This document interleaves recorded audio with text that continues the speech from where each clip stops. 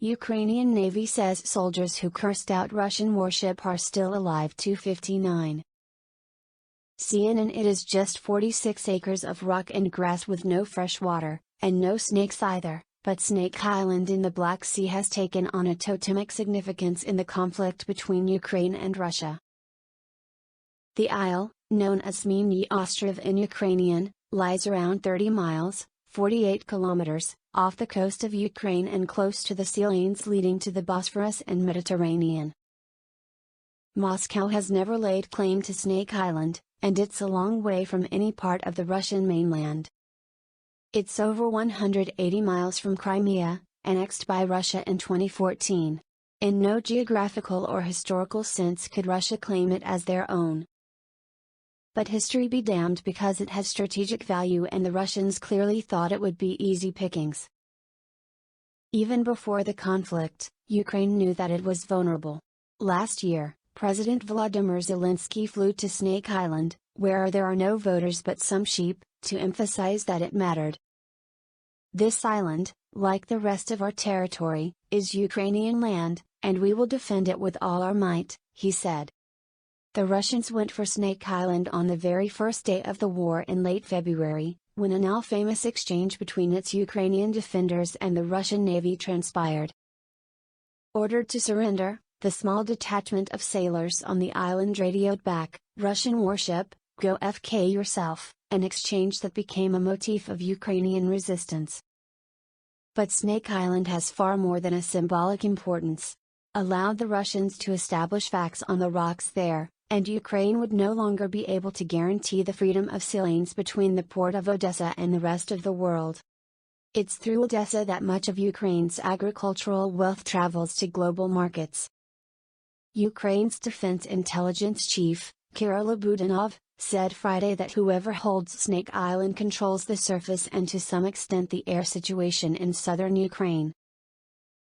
Whoever controls the island can block the movement of civilian vessels in all directions to the south of Ukraine at any time, Budanov added. For that reason alone, Ukraine has vowed that even if it can't immediately retake the territory, it will deny it to the Russians. In a series of attacks in the last 10 days, its drones and other assets have attacked Russian units trying to consolidate their presence on the island. Satellite imagery from May 12 shows a landing ship submerged close to the island's only quay, and Ukraine says it struck 2 patrol boats nearby as well.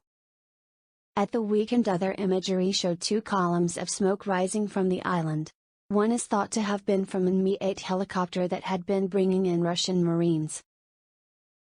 It was targeted by a missile, according to drone video released by the Ukrainian military, which has also published footage of anti-aircraft installations on the island being attacked.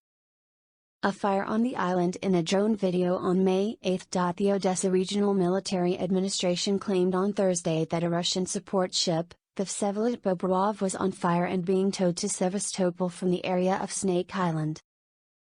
The claim remains unverified by CNN, and Russia has denied any losses around the island.